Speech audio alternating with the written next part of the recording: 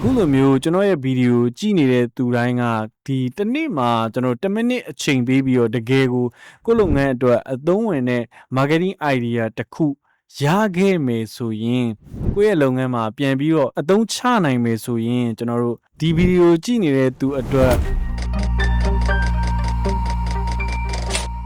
မင်္ဂလာပါ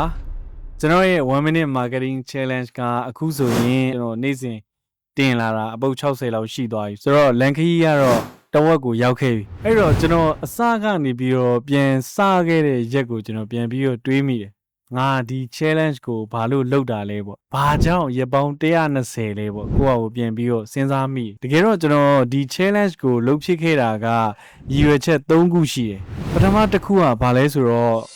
ကျွန်တော်ကိုယ်တိုင်က marketing trainer တယောက်ဖြစ်တဲ့အတွက်ကျွန်တော်ရဲ့စကားပြောတဲ့ပုံစံကိုကျွန်တော်လေ့ကျင့်ခြင်းတယ်အဓိကကျွန်တော် marketing နဲ့ပတ်သက်ပြီးတော့ sharing လုပ်တဲ့အခါမှာ10မိနစ်အတွင်းမှာကျွန်တော်ပြောခြင်းတဲ့အကြောင်းအရာတွေကိုသူရှင်းရှင်းလင်းလင်းသိသွားအောင်ဒါမှမဟုတ်သူသဘောပေါက်သွားအောင်ပြောတဲ့အရာကိုကျွန်တော်ပို့ပြီးတော့လေ့ကျင့်ခြင်းတယ်ပေါ့လေအဲ့ဒါကတော့ကျွန်တော်ရဲ့ဒါနံပါတ်1ရည်ရွယ်ချက်လို့ပြောလို့ရတယ်နံပါတ်2အနေနဲ့ပြောရရင်ကျွန်တော်ကဒီ TikTok YouTube နောက်ဒီ Facebook တို့မှာကျွန်တော်က user တယောက်အနေနဲ့ပဲသုံးတာပေါ့နော်အဲ့ဒါကအချိန်တိုင်းတာတစ်ခုထိတော့အဆင်ပြေတယ်ဘာလို့လဲဆိုတော့ကျွန်တော်ကိုယ်တိုင်ကလည်းကိုယ့်လုပ်ငန်းတွေကိုလဲပတ်နေတာဖြစ်တဲ့အတွက်ကိုယ်တိုင်ရှေ့ထွက်စရာမလိုဘူးကျွန်တော်ဒီနေရာတွေမှာကျွန်တော်ထွက်ပြီးတော့စကားပြောနေစရာမလိုဘူးကျွန်တော်အတွက်ကဒီလူတွေမပြောလဲရတယ်ဒါပေမဲ့ကျွန်တော် trainer တယောက်အနေနဲ့စပြီးတော့ရက်တည်တဲ့အခါမှာတော့ဒီလို social media platform တွေမှာကျွန်တော်အနေနဲ့နေရာယူထားဖို့လိုတယ်အဲ့ဒီတော့ကျွန်တော်ကဗီဒီယိုတွေပုံမှန်တင်ဖို့လိုတယ်ကိုလည်းတကယ် commitment ရှိဖို့ကလည်းလိုတယ်ပြီးတော့ကျွန်တော်တို့ပုံမှန်တွေးမယ်ဆိုရင် challenge ကဒီရက်20 30ပေးလို့ရတယ်ပေါ့နော်ဒါပေမဲ့ကျွန်တော်ကိုတကယ်ကြီးသေးကြအောင်ကျွန်တော်ရက်ပေါင်း120ဆိုပြီးတော့ဆွဲတင်လိုက်တယ်ဒီပြည်လည်ကြီးပေါ်ကျွန်တော်ကိုဆွဲပြီးတော့တင်လိုက်တယ်အဲ့တော့ကျွန်တော်ကနောက်ပြန်လှည့်ကြည့်လို့မရတော့ဘူးဒီ challenge ကစပြီးပြီဖြစ်တဲ့အတွက်တစ်ချိန်မှာကျွန်တော်စိတ်ထဲမှာမလုပ်ချင်တော့ဘူးဆိုရင်တော့မှကျွန်တော်မှာဒီ challenge ကြီးရှိနေတဲ့အတွက်ဒီဗီဒီယိုကမဖြစ်မနေရိုက်ရတယ်ကျွန်တော်မှာဒီ training business အပြင်နောက်ထပ်လုပ်ငန်းရလည်း2ခုရှိသေးတယ်ပေါ့နော်အဲ့တော့ကျွန်တော်တို့ကအချိန်အများကြီးမရဘူးတချို့အချိန်တွေဆိုရင်ကျွန်တော်ပင်ပန်းနေကျွန်တော်နားကျင်တယ်ဒါပေမဲ့ကျွန်တော်မှာဒီ challenge ကြီးရှိနေတဲ့အတွက်ကြောင့်မလို့မရိုက်ချင်တဲ့အခါမှာလည်းကျွန်တော်ရိုက်ရတယ်တချို့ရက်တွေဆိုရင်ကျွန်တော်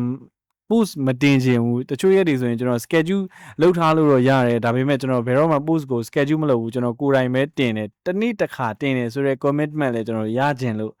အဲ့တော့ကျွန်တော်ဒီပြေးလန်းကြီးပေါ်ကိုရအောင်ကိုဆွဲပြီးတော့တင်လိုက်တော့အခုဆိုရင်ကျွန်တော် social media platform မှာTikTok ရော Facebook ရော YouTube ရောမှာကျွန်တော်ရဲ့ဗီဒီယိုဒီအနည်းဆုံး60လောက်ရောက်သွားပြီဒါကျွန်တော်တကယ်ကိုလုပ်ဖြစ်ခဲ့တဲ့အရာပေါ့လန်တော့ကိုလည်းကျွန်တော်ရောက်ခဲ့ပြီးနောက်ထပ်လည်းကျွန်တော်ဆက်ပြီးတော့ဒီ challenge ကိုဆက်ပြီးတော့လုပ်နေအောင်ပါပဲနောက်ထပ်ရက်60ကြာတဲ့အခါမှာကျွန်တော်တင်ထားတဲ့ content video ဒီအနည်းဆုံးအပုတ်120ကတော့ဒီ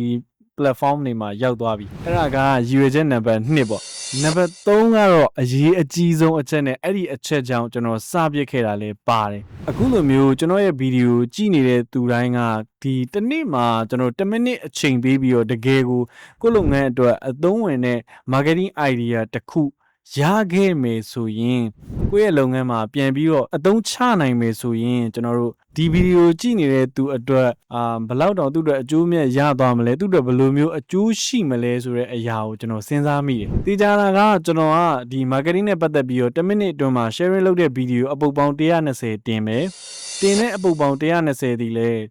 တပုတ်နဲ့တပုတ်လုံးဝမထက်ရအောင်တင်မယ်။အဲ့တော့ကျွန်တော်မှာ marketing idea အခု120ရှိတယ်။ဒီဗီဒီယိုတွေကိုလာပြီးတော့ကြည့်တဲ့သူကဒီ marketing idea ပေါင်း120မှာကိုယ်နဲ့အဆင်ပြေတဲ့ idea အနည်းဆုံး5ခုလောက်ပဲရမယ်ဆိုရင်တောင်မှသူ့ရဲ့လုပ်ငန်းအတွက်ပို့ပြီးတော့အကျိုးရှိမယ်ဆိုတာကျွန်တော်ယုံတယ်အဲ့ဒါကြောင့်ပဲကျွန်တော်ကိုယ်တိုင်ကဒီ challenge ကိုလုပ်ခဲ့ပြီးတော့ကိုယ်တိုင်လည်းတကယ်ကြီးကိုကျွန်တော်ကြေနက်နဲ့ဆက်ပြီးတော့လုပ်နေတာပဲဖြစ်ပါတယ်ဒါကတော့ကျွန်တော်ရဲ့ဒီ1 minute marketing